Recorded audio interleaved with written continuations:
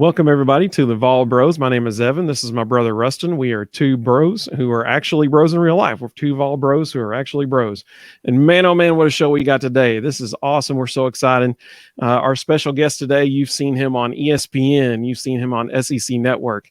You've seen him signing shoes and T-shirts at a Tennessee game on the sidelines. And most recently, you've seen him on his brand new podcast, Cube Show.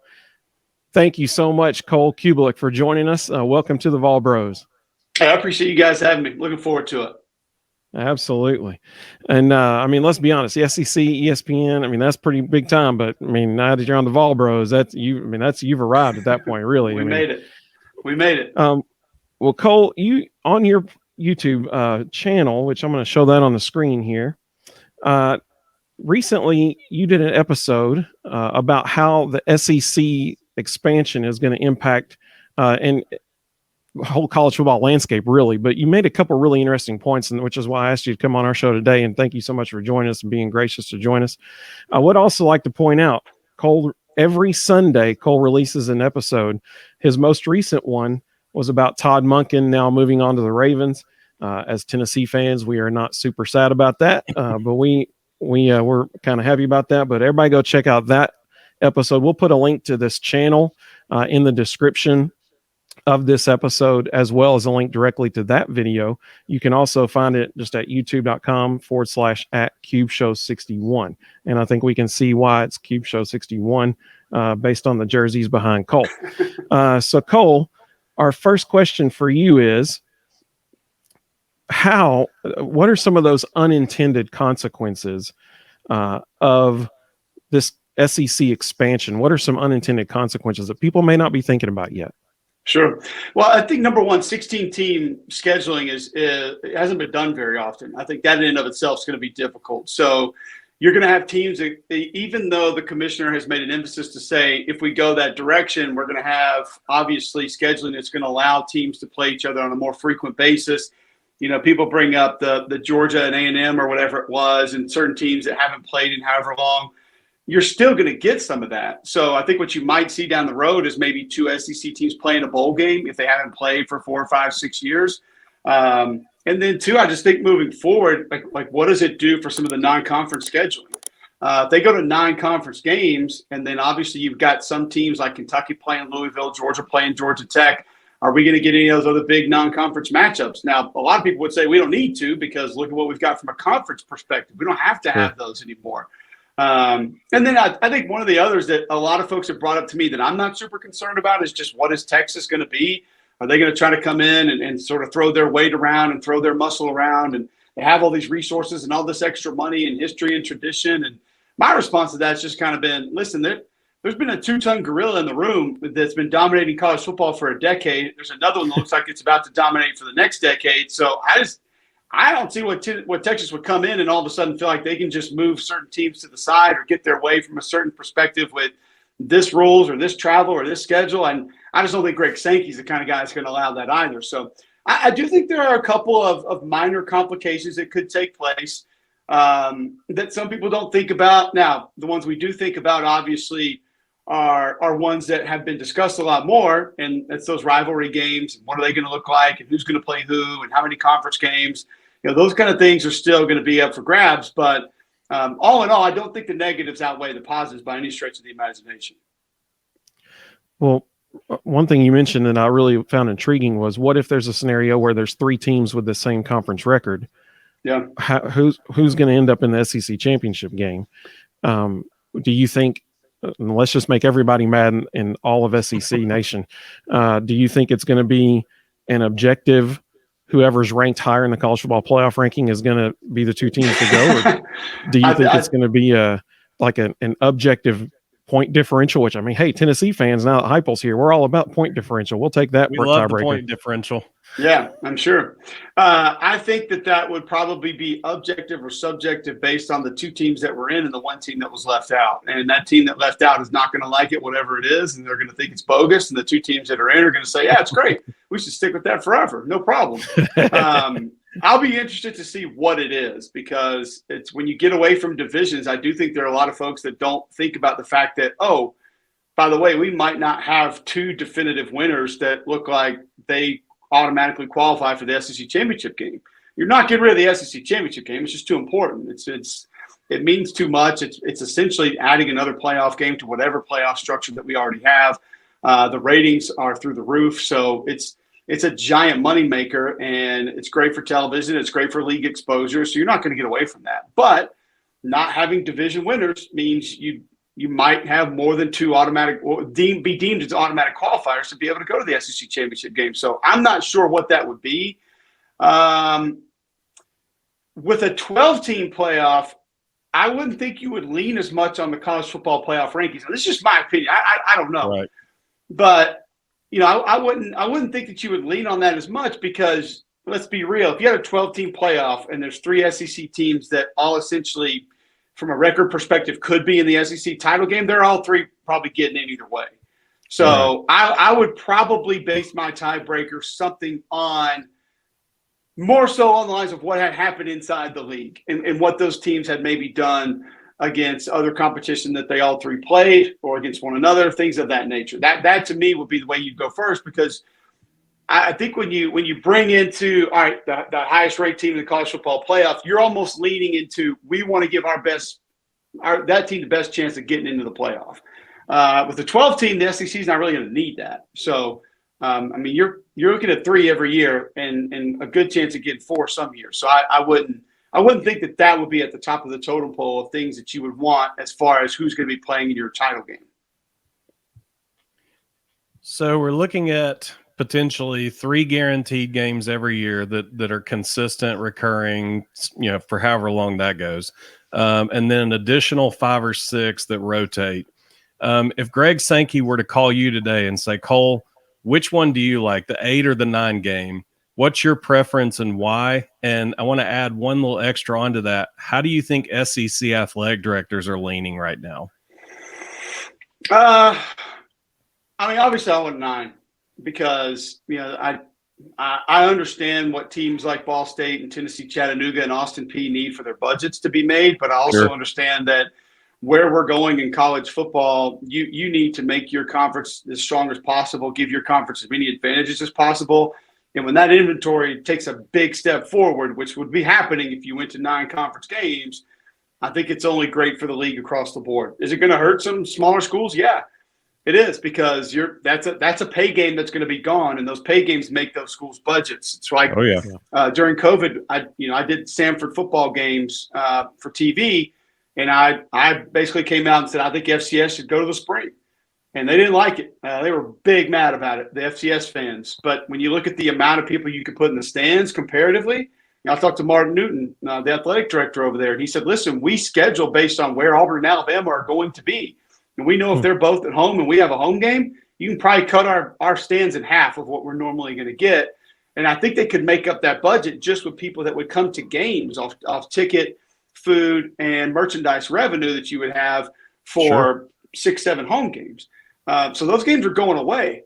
That aside, I think it's just better for college football to have better games as much as possible. As many times as you can get a fringe fan tuned into a game and maybe fall in love with it, I think that's a win for everybody involved. So for me, it would be 9 games. I do feel like that's kind of the ace up the sleeve for Greg Sankey to be able to say, okay, if we're going to go to that, we haven't agreed upon that yet, but our inventory goes up. So now the cost has got to go up. So you tack on an extra 150 million a year, whatever it is, because you're going to get, it's not like you're getting one better game a year. Obviously, you get a lot of better games a year, and that's gonna be big for the TV networks. So Mitch Barnhart's been pretty outspoken that Kentucky wants 8. So how do you think SEC athletic directors are leaning? If I'm an SEC athletic director, I understand you want the opportunity to become bowl eligible, to maybe get into the conference championship game. And if you're not in that game, like we talked about a little bit earlier, potentially be able to qualify for the college football playoff now that it's expanding.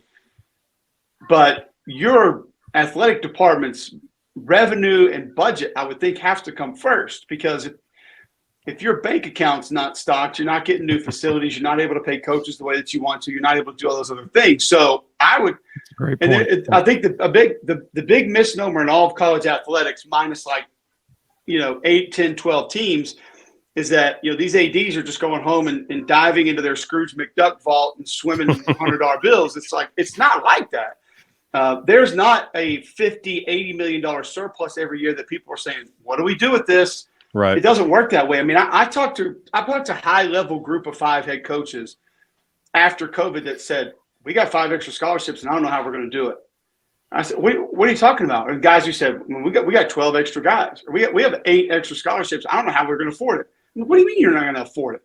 He's like, well, that player eats, that player gets stipend, that player gets scholarship, that player travels. Like I don't know if our budget's made for that. And I understand that Tennessee is a lot different than, Memphis or Southern Miss or South Alabama, but still that gives you a little bit of perspective on kind of where we are all together. Right. I would want as many people in the stands for as many games as possible. Now, obviously, that brings revenue. That brings ticket revenue. Concessions, huge. Merchandise, huge in the stadium. I remember when Jay Jacobs was the AD at Auburn, he told us the percentage of what they made off of licensing and gear at home games was a much bigger chunk than I would have ever imagined. It's not just beer sales and ticket revenue.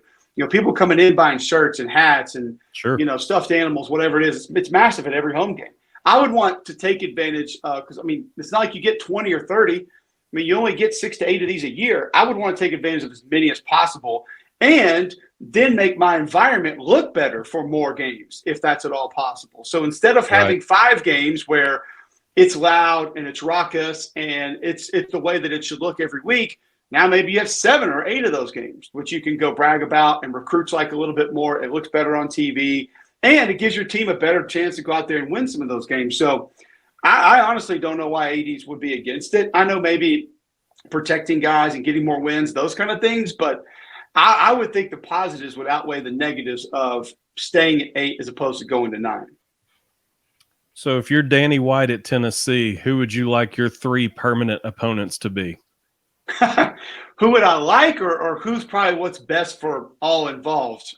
Because I don't think I would like it to be Alabama every year, but it needs to be Alabama every year. And Tennessee is one of those tricky teams, kind of like LSU, kind of like Florida, where you don't have the Egg Bowl, the Iron Bowl, where it's the in-conference rival every year. Some people are going to qualify Vanderbilt as that, but we know that game's just not quite as meaningful, even as Tennessee, Florida, Tennessee, Georgia.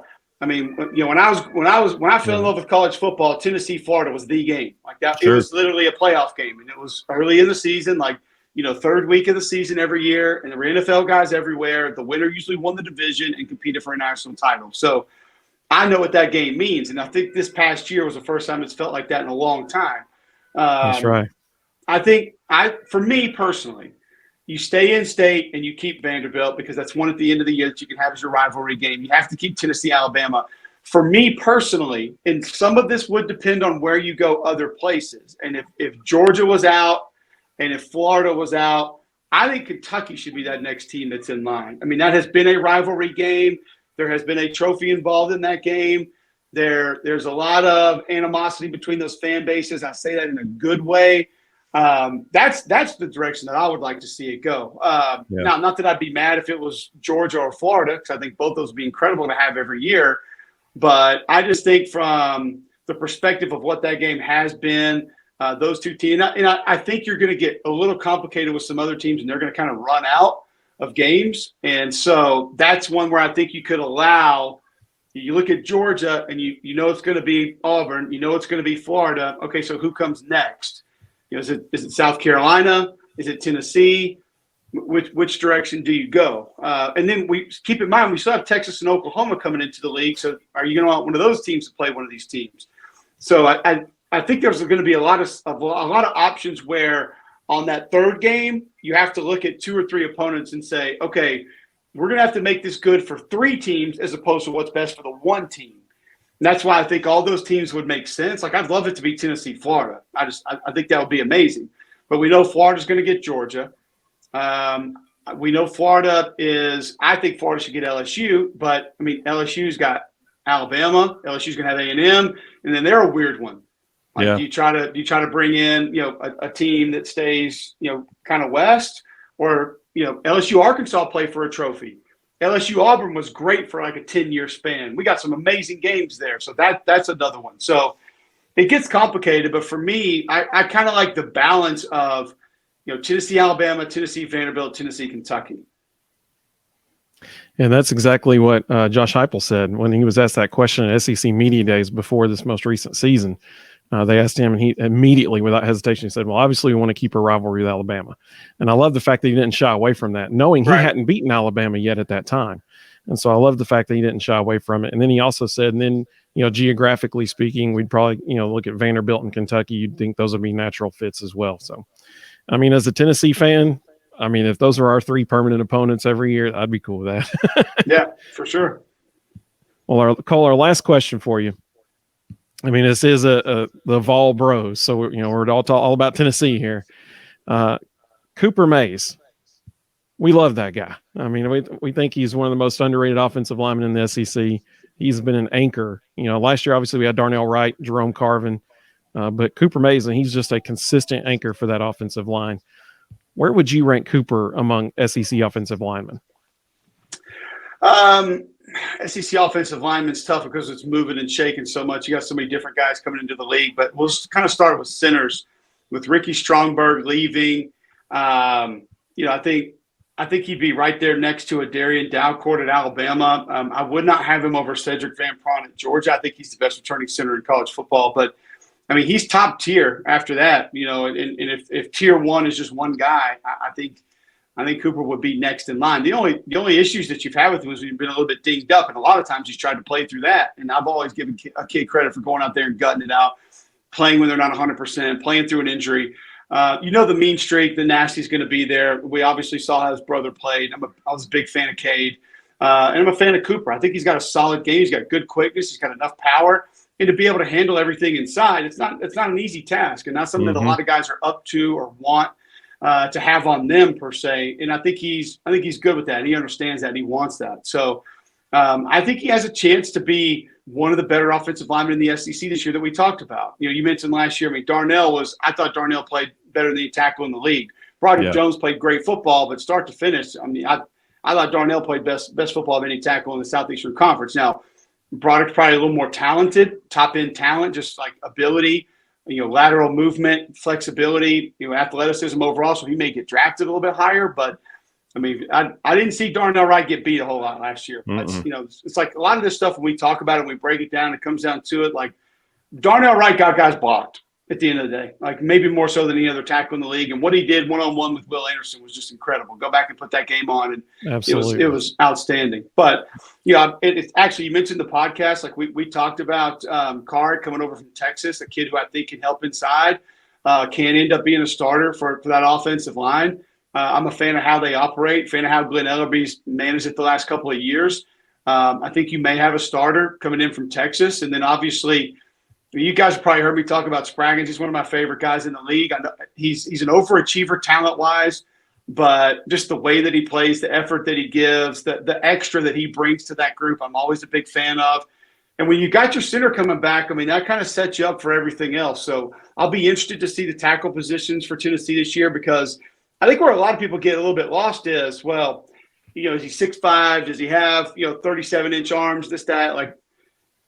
Tennessee gets out of that mold a little bit, right? It doesn't always have to be the perfect fit at every position of guard, tackle, center, whatnot. There are a lot of things within the offense that aid the offensive line. So assignments obviously going to be big. Being able to manage tempo and get in the line, things like that are going to be big. But it's a group that doesn't always have to look exactly the way that you want it. Part of that, the offensive scheme. Part of that, Glenn Ellerby and how he manages it. But I think Cooper's got a chance to be one of the better linemen in the SEC that we're talking about this fall. We like that. Hey, we're always going to agree with that. Well, as everybody's seen on underneath Cole's name, you've seen that at Cube Show 61. That is his handle on YouTube, where you can find the Cube Show presented by Wickles Pickles, which has to be the greatest brand sponsorship in the history of brand sponsorships. That's fantastic. I love that.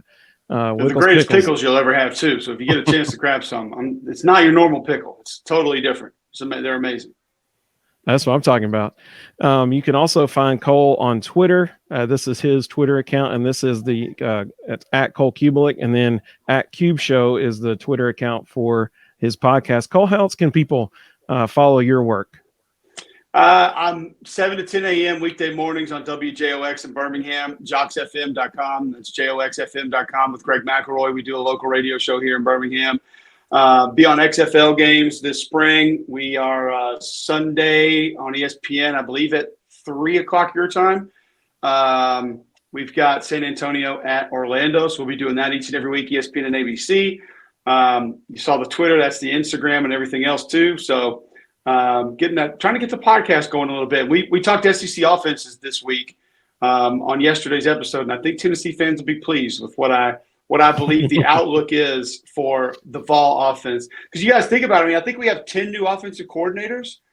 And then of the four offensive coordinators that are back, I think only 2 of those have a starting quarterback back. So, like, I think LSU and Vanderbilt, I believe, are only 2 OCs with starting quarterbacks returning. And, well, actually, no, Ole Miss is one, but they bring in a new quarterback who everybody thinks is going to start. So, right, it's got a chance to be really different in the league this year. So I'm anxious to see, but Tennessee has some advantages that we talk about that I think your fans will be on board with. Hey, if the Eagles had Joe Milton at quarterback at the end of that game, that ball could have reached the end zone on that Hail Mary. There's no doubt. No doubt. He would have been able to get it there. I don't think there's any doubt about that. He could have thrown it through the uprights from the opposite 20, man. No doubt. Well, Cole, thank you so much for joining us. This has been awesome. Thank you so much. Yeah. We obviously value your wisdom. Like I said, on YouTube at CubeShow61 and on Twitter at Cole Cubelic. Cole, we appreciate you so much. Thank you. I appreciate you guys. And I'll say this, I am beyond impressed with your technical capabilities. Being able to throw different things up on the show. Like you guys, your listeners don't know, but it took me like 14 minutes just to get logged onto this call. So very impressed with how technically savvy you are. Well, I appreciate that very much. We appreciate it. Cole, you're the man. Thank you so much. Absolutely. We owe you one. Oh, I forgot one last thing. I almost forgot. You are now an honorary bro, Cole. We do that for every person who comes on our show, and we send them this shirt. So we'd love to send you that shirt in smoky gray. It's got the honorary bro. So you're an honorary bro now, Cole. I'll take it. Especially after that Ole Miss game a couple of years ago. I still get tweets about that one. So we need all the help we can get in Knoxville. Oh man, yep. Don't judge us all by a few. Yeah, there you exactly. go. No, there it's all good. It's all good. Well, thank you. I appreciate Cole. you really guys having me. Wow, how awesome was that we got to have Cole Cubelic on the show? We so appreciate him for joining us. If you want to see some other interviews we've had with like Coach Lance Decker or Mark Nagy, or even one of the only players who ever got to play Tennessee basketball for both Conzo Martin and Bruce Pearl, you can click on that playlist right there and you can find all those videos. We'd love it if you subscribe. Just click that subscribe button right up there. And we hope to see you next time on the Vol Bros.